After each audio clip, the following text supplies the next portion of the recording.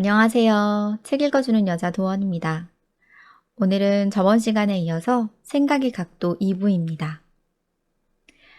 생각의 각도라는 책은 1부 자신을 사랑하기, 2부 더불어 살아가기, 3부 인생을 향유하기 이렇게 세 파트로 이루어져 있는데요. 첫 번째 시간에는 프롤로그 전문하고 1부 자신을 사랑하기에서 발췌한 몇 부분을 읽어드렸습니다. 이번 시간에는 2부와 3부에서 제가 개인적으로 와닿았던 부분을 읽어드리려고 합니다. 이 생각의 각도라는 책은요, 삶을 행복하게 살아가는 현명한 방법을 기술한 것 외에도 코끝을 찡하게 하는 삶의 숨은 감동을 찾아볼 수 있게 해줍니다. 제가 이 책을 읽으면서 눈시울을 붉히게 될 줄은 몰랐는데요. 1차적으로 나를 생각하다 보니까 2차적으로 남을 생각하게 되고, 남을 생각하다 보니까 지난날의 내 철없는 행동이 남들에게 얼마나 상처가 됐을까 생각이 나서 반성을 많이 하는 계기가 되었습니다. 그리고 앞으로는 더 좋은 사람이 되어야겠다는 어떤 구체적인 그림을 그릴 수 있게 되었어요. 여러분도 오늘 이 책의 내용을 들으시면서 저와 비슷한 감동을 느끼게 되신다면 저는 더할 나위 없이 좋을 것 같습니다. 자, 그럼 시작해 볼게요. 좋아하는 일을 해주는 것보다 10번 잘해도 한 번 잘못하면 돌아서는 게 사람이다. 그래서 좋은 관계를 오랫동안 유지하려면 상대방이 좋아하는 일을 해주는 것보다 싫어하는 일을 하지 않는 것이 훨씬 더 중요하다.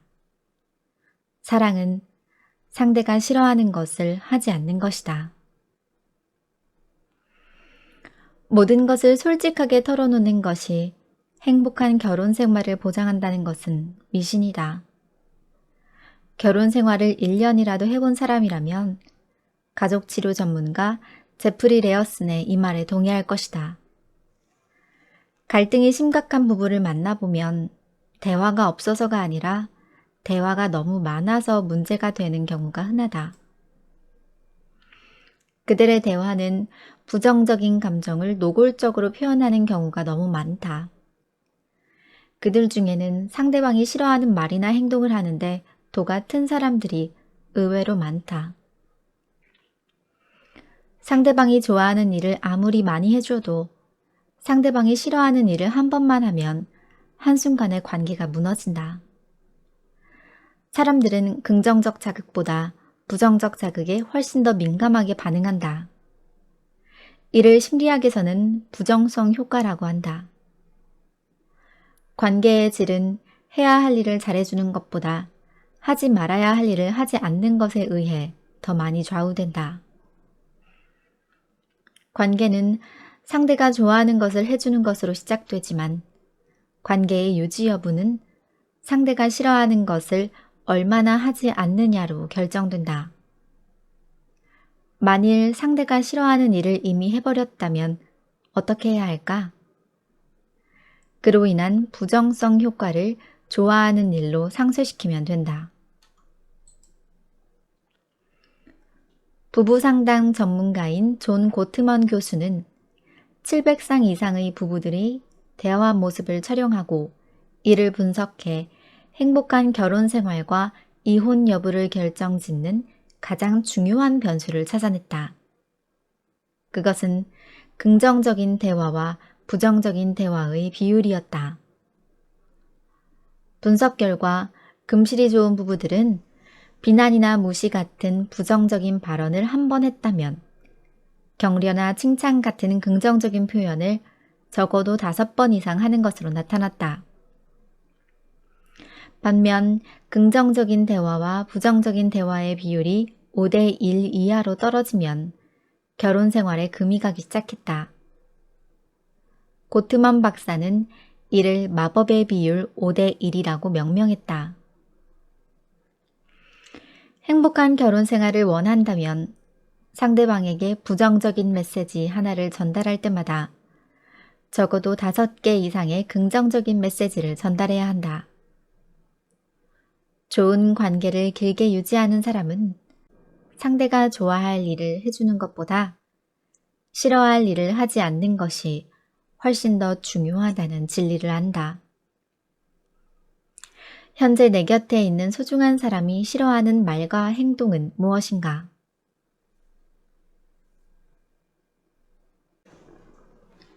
누군가를 변화시키고 싶다면 어떤 사람을 변화시키는 가장 효과적인 방법은 그 사람을 진심으로 좋아하는 것이다. 왜냐하면 사람은 자기를 좋아하는 사람을 좋아하고 좋아하는 사람이 하는 말은 판단할 필요를 느끼지 않기 때문이다. 설득을 하려면 상대방이 우리의 말뿐 아니라 우리 자체를 믿어야 한다. 믿음이 안 가는 사람이 아무리 좋은 말을 해도 상대는 받아들이지 않기 때문이다. 상대가 우리를 믿게 하는 가장 좋은 방법은 그가 우리를 좋아하게 만드는 것이다. 그리고 그가 우리를 좋아하게 하는 가장 효과적인 방법은 우리가 먼저 그를 진심으로 존중하고 좋아하는 것이다. 사람은 자기를 좋아하는 사람을 좋아하기 때문이다. 어떤 사람이 좋아지면 그 사람이 하는 말과 행동은 물론 관련된 사물까지도 좋아진다. 이를 감정 전이 현상이라고 한다. 인간은 원래 합리적인 존재가 아니다. 단지 합리적이려고 애를 쓰는 존재일 뿐이다. 진심으로 좋아하는 것은 인간관계에서만 중요한 것이 아니다. 60세가 넘어서 사진을 공부하기 시작해 인물 사진의 대가가 된 사토 도미오에게 기자가 물었다. 선생님, 인물 사진을 잘 찍으려면 어떤 기술이 가장 중요할까요? 그는 이렇게 대답했다. 기술보다 더 중요한 것이 있습니다. 그것은 촬영자가 피사체를 좋아해야 한다는 것입니다. 카메라의 눈은 정직합니다. 촬영자가 피사체에 관심도 없고 애정도 느끼지 않는다면 그런 메마른 감정이 사진에도 그대로 나타납니다. 무슨 일을 하든 그 일로 행복하고 성공하려면 2가지 전제 조건을 충족시켜야 한다. 첫째, 그 일을 좋아하는 것이다. 둘째, 그 일과 관련된 사람을 좋아하는 것이다. 생각 뒤집기 기법. 어떤 사람과의 관계를 개선하고 싶다면 그 사람을 묘사하는 단어를 바꾸면 된다. 똑같은 사람도 부정적인 단어로 묘사하면 부정적인 사람이 되고 긍정적인 단어로 묘사하면 긍정적인 사람이 된다. 자신이나 타인에 대한 인상과 태도를 바꾸는 가장 효과적인 방법은 그 사람을 묘사하는 부정적인 단어를 긍정적인 단어로 바꾸는 것이다. 예를 들면 어떤 사람을 생각할 때 고집스럽다, 우유부단하다, 인색하다 하는 부정적인 단어들이 떠오른다면 이 단어들을 단호하다, 신중하다, 검소하다는 긍정적인 단어들로 바꾸는 것이다. 이른바 생각 뒤집기 기법이다. 여기서 특히 중요한 것은 존재하지 않는 긍정적 특성을 만들어내는 것이 아니라 이미 존재하는 특성을 묘사하는 단어만 긍정적으로 바꾸는 것이다. 생각 뒤집기 기법은 3단계만 거치면 된다. 첫째, 관계를 개선하고 싶은 사람을 1명 고른다. 둘째, 그 사람의 특성을 묘사하는 부정적인 단어 3가지를 찾아본다. 셋째, 부정적인 단어들을 긍정적인 단어로 바꾼다. 어떤 사람과 관계가 나빠지기를 원한다면 그를 부정적인 단어로 묘사하면 된다. 그러나 좋은 관계를 원한다면 그에 대한 부정적인 단어를 긍정적인 단어로 바꾸면 된다. 단어를 바꾸면 사람뿐 아니라 사물에 대한 태도도 얼마든지 바꿀 수 있다. 만약 자녀에게 채소를 먹이고 싶다면 채소에 재미있고 긍정적인 별칭을 붙여주면 된다. 누군가를 감동시키고 싶다면 누군가를 감동시키는 것은 의외로 간단하다. 상대의 기대를 넘어 아주 작은 것을 추가로 제공하면 된다. 작은 것을 추가해 기대치를 넘어섬으로써 상대를 감동시키는 것을 기대치 위반 이론이라고 한다. 우리는 어디서 누굴 만나든 세 부류 중 한 부류에 속하게 된다. 첫째, 기대치에 미달해서 상대방을 실망시키는 기대 미달의 부류. 둘째, 기대치를 충족시켜서 상대방을 만족시키는 기대 충족의 부류. 셋째, 상대방의 기대치를 충족시키고 1% 엑스트라 서비스, 아주 작은 것을 추가로 제공해서 상대방을 만족시키는 기대 위반의 부류. 그대가 상사나 부하, 고객이나 거래처라면 세 부류 중 누구를 좋아하고 어떤 사람을 돕고 싶겠는가? 그래서 어디서 누굴 만나든 가끔 하던 일을 멈추고 질문해야 한다. 나는 무엇으로 사람들의 기대치를 위반하는가? 끌리는 사람은 어디서 누구와 무엇을 하건 해야 할 일을 다 한 다음에 작은 것을 추가해 상대방을 감동시킬 줄 안다. 상대방을 감동시키는 일, 결코 어려운 일이 아니다. 친구와 점심을 먹을 때, 부모님께 용돈을 드릴 때, 아랫사람이 실수했을 때, 아이들이 엉망인 성적표를 받아왔을 때, 아파트 경비원을 대할 때 등등 찾아보면 100가지도 넘게 찾을 수 있다. 예를 들어 아파트 경비원이 반갑게 인사를 한다. 그러면 인사를 받은 입주민들은 즉시 세 부류로 나뉜다. 첫째, 인사도 제대로 안 받는다. 기대 미달. 둘째, 반갑게 인사를 받는다. 기대 충족. 셋째, 반갑게 인사를 받으면서 귤 몇 개를 전한다. 기대 위반.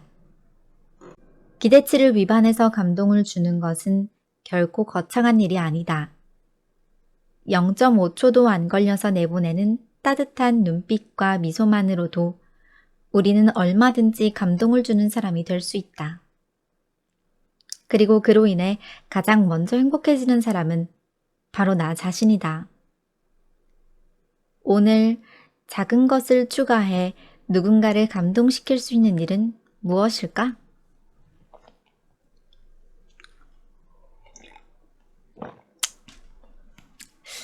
작은 것을 추가해서 여러분을 감동시킬 수 있는 일은 무엇이 있을까요?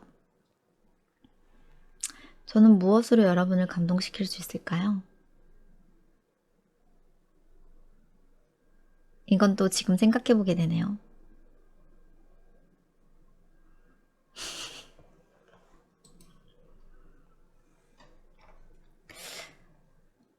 진짜 이거는 제가 저를 반성하는 건데, 저는 특별히 살아가면서 내 할 일 열심히 하고 내 앞길만 생각했지, 누군가를 어떻게 감동시킬까에 대해서 심도 있게 고민해 본 적이 몇 번인가 싶어요. 가끔 누구 생일이나 감동 줄 생각하지, 평상시 살아가면서 누구에게 사소한 감동을 주겠다는 생각은 많이 못하고 살았던 것 같아요. 그냥 크게 성공해서 크게 되갚아야지 이런 생각만 했지. 근데 그게 언제일까? 살아가면서 이런 생각이 들더라고요. 언제일까? 언제? 그 사람 다 늙어 죽은 다음에? 그것도 좋지만 사소하게 말 한마디, 따뜻한 눈빛 한 번, 한 번의 리액션 한 번, 그게 또 살아가는데 큰 행복을 줄 수 있다고 생각해요. 도원님은 인스타에서 DM 답장 답장하는 게 기대 위반에 아하! 진짜다, 이거는. 투루다, 투루. 아, 나 진짜. 아, 반성합니다. 나 진짜. 신지영님 안녕하세요. 오늘 방송 들으니 하루의 마무리를 잘할 수 있을 것 같네요. 아, 오늘 이 멘트 굉장히 좋은데요. 신지영님이 저에게 또 감동을 주시네요. 제 방송을 들으면서 하루의 마무리가 잘 될 것 같다니 기분이 좋습니다. 또 이렇게 하루의 마무리를 잘하면 다음날 또 기분이 좋잖아요. 다음날 상쾌하잖아요. 다음날의 컨디션은 자기 전 5분에 달려있는 것 같아요. 자기 전에 어떤 생각을 하면서 자느냐가 다음날 컨디션을 굉장히 많이 좌우하는 것 같아요. 뭐든 열심히 하는 지금의 모습도 감동입니다. 저 진짜 사소한 것들 열심히 하려고 생각하고 있어요. 맨날 나이가 들면서 이거 반복적으로 얘기하는데 점점 사소한 것들에 대한 중요성을 많이 느끼고 있습니다. 정원님 머릿속엔 오로지 물회. 내일 내가 꼭 올려야지. 꼭 인증샷 올려야지. 아파트 경비원님께 먼저 인사를 하는 것이 많습니다. 직업을 떠나 나이가 연장자인 분께 아랫사람이 윗사람에게 예의를 표하는 차원으로 합니다. 멋진 분인 것 같아요, 재훈님은. 참 댓글이나 채팅창에 달려있는 글만 읽어봐도 재홍님 참 된 사람? 멋진 분이다 라는 생각이 듭니다. 저희 집 쪽에는 경비원이 없지만 저도 저희 밑에 집 사시는 할아버지께 인사를 더 열심히 해야겠다는 생각이 듭니다. 감동을 주는 행동은 생각해서 되는 게 아니지 않을까요? 글쎄요, 근데 이게 반사적으로 감동을 주는 행동이 막 나오는 사람도 있지만 어떤 사람은 그게 안 되기도 해요. 어떤 사람은 좀 머리를 써야 돼. 생각해야 돼. 배려라는 책을 읽었을 때 배려도 머리 좋은 사람이 잘한다고 해요. 남을 생각하는 것도 그만큼의 머리가 남아돌고 할 수 있어야, 머리가 좋아야 남을 배려할 수 있다고 해요. 자고로 머리가 나쁜 사람은 배려도 못한다. 이런 뜻이죠. 배려는 그냥 착한 사람들만 하는 건 줄 알았는데 그게 아니더라고요. 머리가 좋은 사람들이 배려도 할 줄 아는 거였어요. 그 사람이 뭐를 좋아하는지, 뭐를 잘하는지, 뭐에 감동받을지 모르면 배려할 수가 없잖아. 그 사람에 대한 신경을 쓰고 하는 것도 그쵸. 굉장히 에너지가 들어가는 일이죠. 재영님은 된 사람이군요.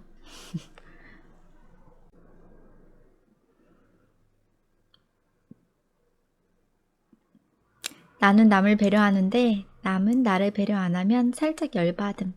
아니, 많이 열받음. 맞아요. 근데 받을 생각하지 말고 배려해야 돼요.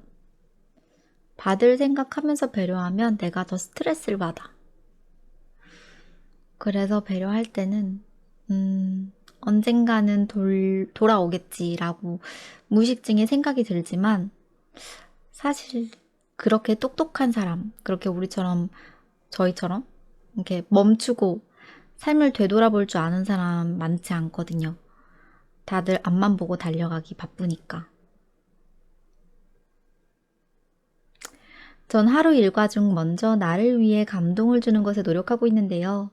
예를 들자면 갑자기 모래가 먹고 싶다면 전 그냥 모래를 찾아 먹습니다. 먹다 보면 감동은 감탄이 되죠. 오늘 먹는 것으로 감동을 주었다면 내일은 다른 방법으로.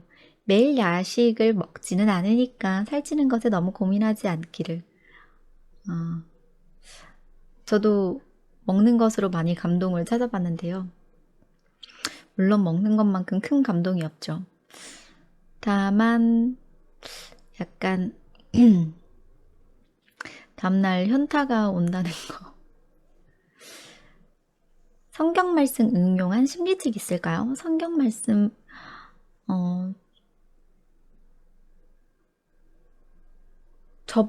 바로 저번에 했던 질서 너머에 성경 말씀이 많이 응용됐던 것 같은데, 그쵸? 심리책이라고도 할 수 있죠? 먼 훗날에 열받아요? 자다가 열받아요.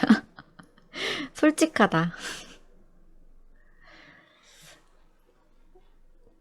자다가 열받는 사람이 없게 온 세상 사람들이 다 배려를 잘 할 줄 아는 사람이 되었으면 좋겠네요.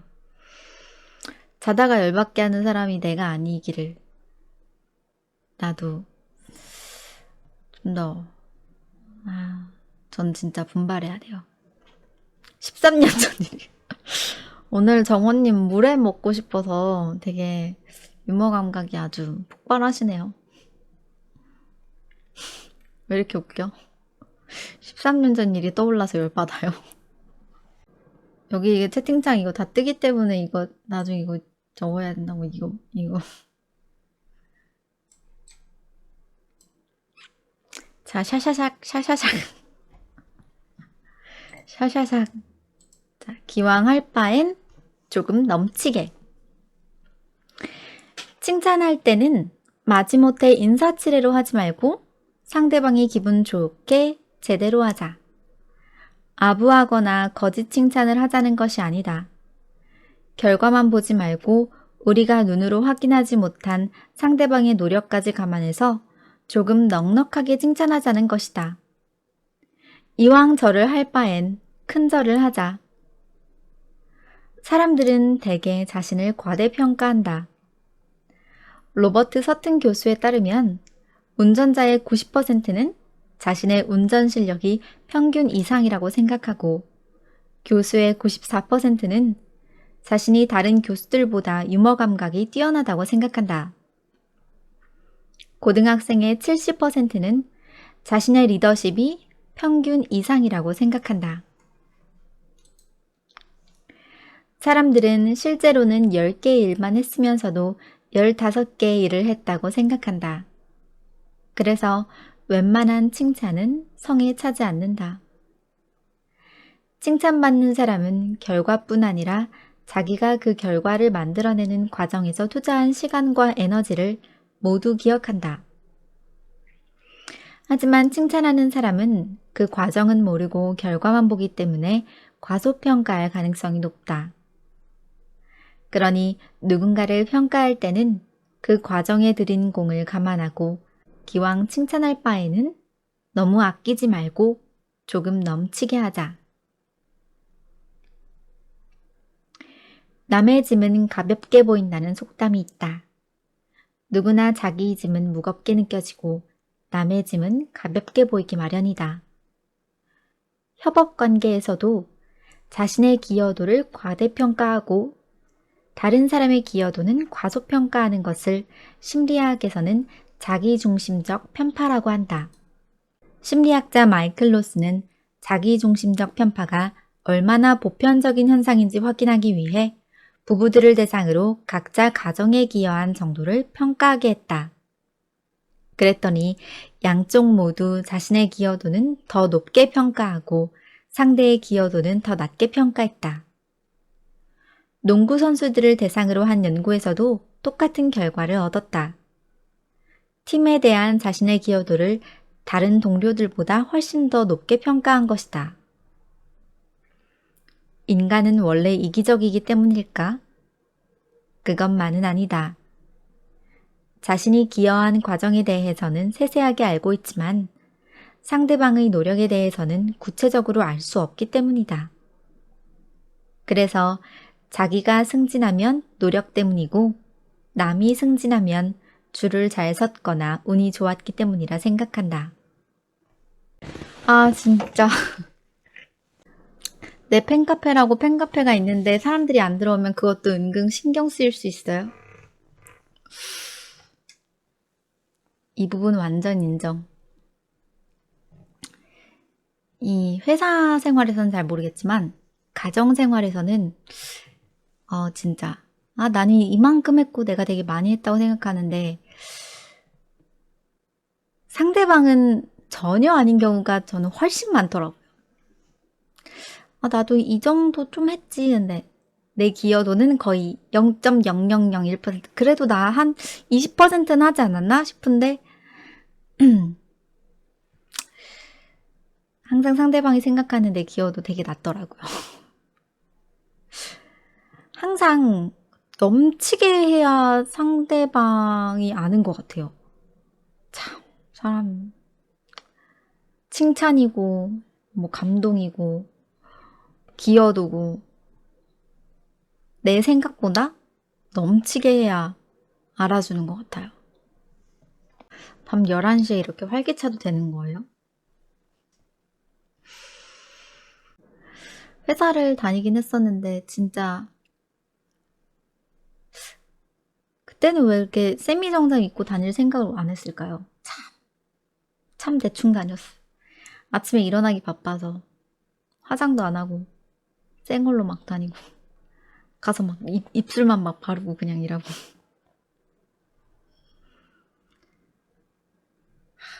근데 남직원들 여직원들 사이에 막 사랑 싹 트고 막 그러지 않아요? 아, 좋겠다. 재밌겠다.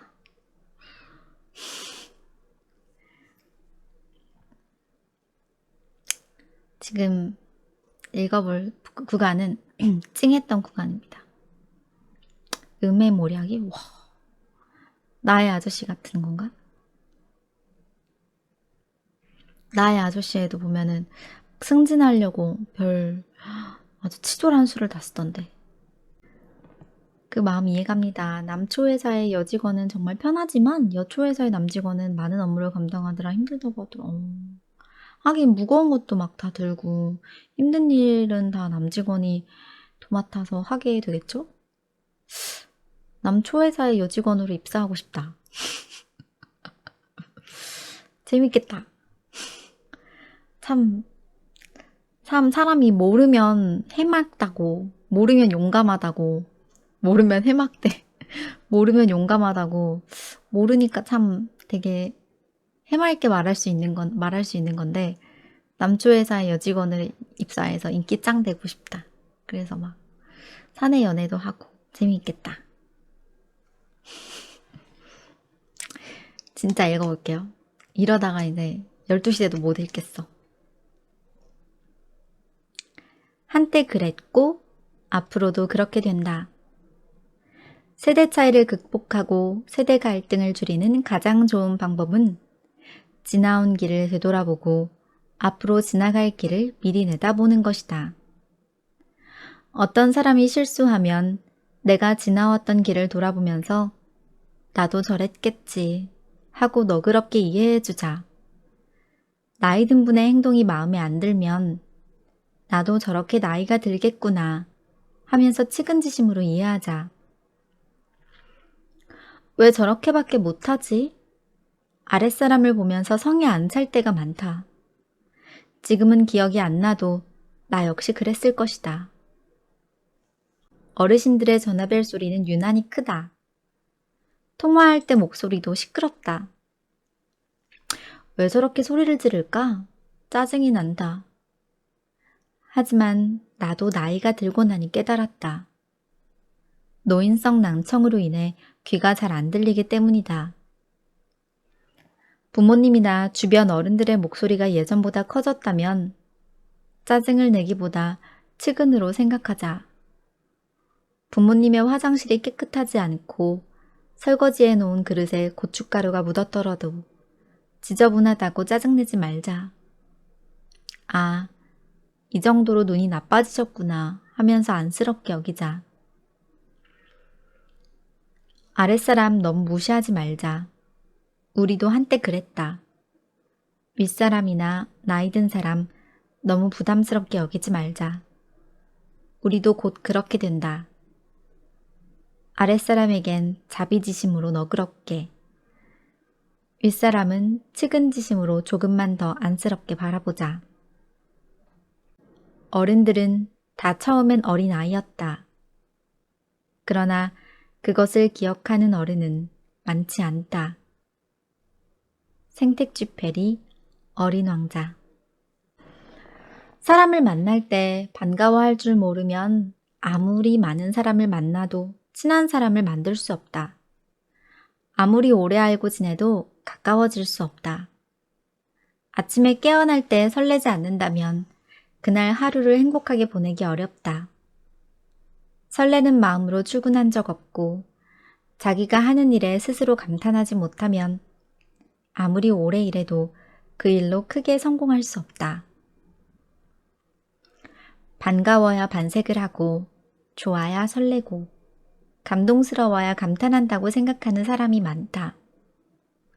하지만 그러다 보면 죽을 때까지 반가운 사람, 설레는 날, 감탄할 수 있는 일을 만날 수 없을지 모른다. 우리의 정신은 안에서 밖으로 작용하기도 하지만 밖에서 안으로 작용하기도 한다. 반색하다 보면 반가워지고 감탄하다 보면 감동적인 일이 생기고 설레다 보면 좋아진다. 반가워하고 설레고 감탄하는 것은 저절로 우러나오는 감정이 아니다.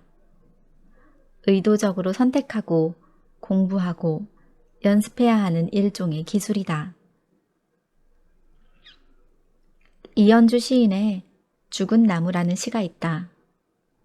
짧지만 강한 메시지를 담고 있는 이 시를 나는 무척 좋아한다. 죽어 뼈만 남은 고사목. 칼처럼 우뚝 서서 바람이 불어도 흔들리지 않는다.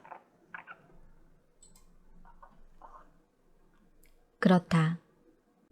바람이 불어도 설레지 않는 나무는 죽은 나무다. 감성이 죽은 사람은 사람을 만나도 반색할 줄 모른다. 어떤 일을 해도 설레지 않는다. 좀처럼 감탄하지도 않는다. 감탄할 줄 아는 것도, 감동받을 줄 아는 것도 참 대단한 재능인 것 같아요. 참, 제 동생이 참 감동을 잘 받고 감탄을 잘 하는데요. 저는 어쩔 때 보면 좀 무미건조하게 반응이 되기도 해요. 신기한 게 많을 때는 참 감탄 잘했는데 좋고 멋진 거 많이 보다 보니까 웬만한 일에는 감탄이 안 생기는 거죠. 그러다 보니까 근데 진짜 감탄을 안 하니까 정말 감정이 많이 메마르더라고요.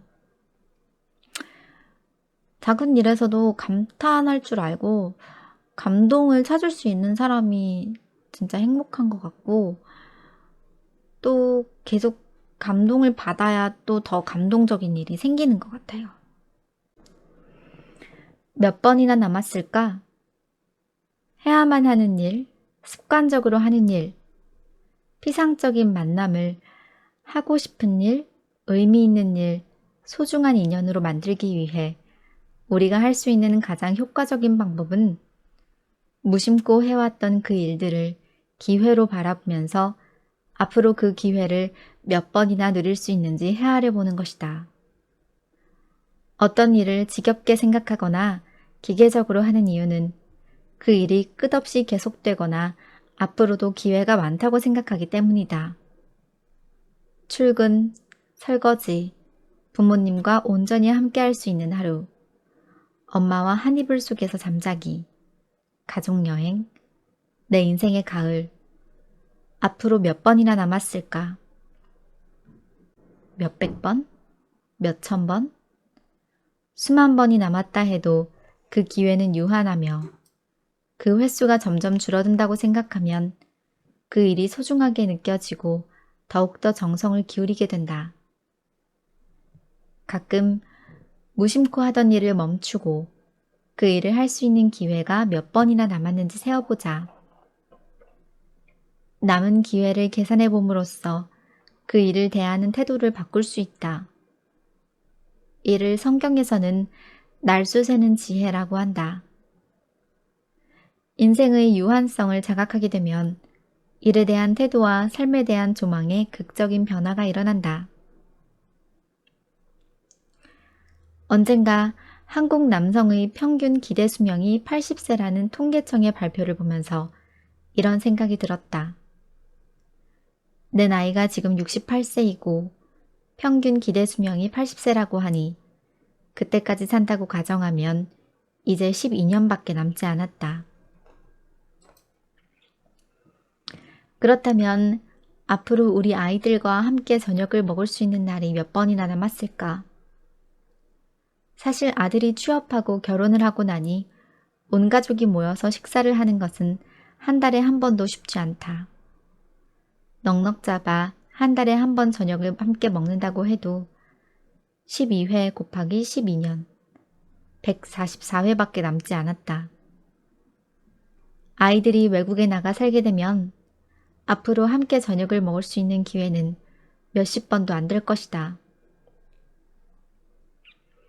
설마 그 기회가 1000번, 10,000번이 된다고 해도 결국 온 가족이 함께 저녁을 먹을 수 있는 기회는 유한하며 그 횟수는 점점 줄어든다. 생각이 여기에 이르자 온 가족이 모여 저녁을 먹는 시간이 더없이 소중하고 행복하게 느껴진다. 물 위를 걷는 것이 기적이 아니라 이렇게 함께 저녁을 먹을 수 있는 것이 기적이다. 부모님, 자녀, 친구 등 누군가와 함께할 시간이 얼마나 남았는지 생각해보자. 오늘 그중 한 사람과 함께하고 싶은 일이 있다면 무엇일까? 그는 변정한 천사일지 모른다. 기회는 언제나 사람과 함께 온다. 그런데 가족이나 친구처럼 끈끈한 관계의 사람들이 정말 중요한 기회를 제공해주는 경우는 의외로 드물다. 오히려 스쳐 지나갈 수도 있는 약한 관계의 사람들이 인생의 터닝 포인트를 제공해주는 경우가 훨씬 더 많다. 이를 약한 관계 효과라고 한다. 낯선 사람, 함부로 대하지 마라. 기회를 숨기고 오는 천사일지 모른다. 가족이나 친한 친구 등 끼리끼리만 어울리는 사람이 많다. 그러나 이런 강한 관계에서는 대체로 정보와 인맥이 중첩되며 경쟁자인 경우도 많아 이들로부터는 의외로 좋은 기회를 제공받지 못한다. 오히려 약한 관계가 다른 세계로 통하는 다리가 되거나 자신이 모르는 기회의 통로 역할을 하는 경우가 많은 것으로 밝혀졌다. 그러므로 스쳐 지나갈 수 있는 사람들에 대한 태도가 인생의 성패를 결정할 수도 있다. 내 경우를 돌이켜봐도 인생의 터닝포인트마다 그 길목에 누군가가 있었다. 병원에서 전문가 수련을 받게 된 것도, 대학 교수가 될 때도, 그리고 책을 쓰겠다고 마음먹었을 때도 거기에는 내게 계기를 마련해준 누군가가 있었다. 가족도, 친한 친구도, 동문 선후배도 아니었다. 나를 성공하게 만들려는 강한 의지를 갖고 있는 사람들도 아니었다. 낯선 이에게 친절하고 약한 관계의 인연을 소홀히 여기지 마라. 중요한 기회는 그들과 함께 온다. 낯선 사람에게 친절하라. 그는 변장한 천사일지도 모른다. 서양 속담. 사회학자 마크 그라노베터는 가까운 친구보다는 약한 고리로 연결된 지인이 새 일자리를 찾는 데 더 도움이 된다는 사실을 직장인들을 대상으로 한 연구에서 밝혀냈다. 그는 보스턴에 거주하는 직장인들을 무작위로 선택해서 어떻게 새로운 일자리를 찾게 됐는지 설문조사를 실시했다. 아는 사람을 통해 새로운 일자리를 찾았다고 답한 이들 중 새로운 일자리를 소개해준 사람과 얼마나 자주 만나는 사이인지 물었다. 응답자 가운데 자주 만나는 가까운 사람이 일자리를 소개해 주었다고 말한 사람은 16%에 불과했다. 반면 가끔씩 만나는 사람 또는 어쩌다 만나는 사람을 통해 새로운 일자리를 얻었다고 답한 사람은 무려 82%나 되었다. 즉, 일자리를 소개해준 사람은 대부분 약한 연결관계의 사람이었던 셈이다. 어떤가요, 여러분? 지나가는 낯선 사람은 변장한 천사일 수도 있어요. 여러분은 지금부터 지나가는 모든 사람에게 천사를 대하듯 상냥해야 합니다. 그는 내 인생의 터닝포인트가 될 수도 있으니까요. 오늘은 여기까지 할게요. 오늘도 함께 해주셔서 너무 감사합니다. 오늘 딱 거의 1시간 했는데 여러분들 이렇게 들어와 주시는 게 저한테 얼마나 큰 감동인지 모르실 거예요.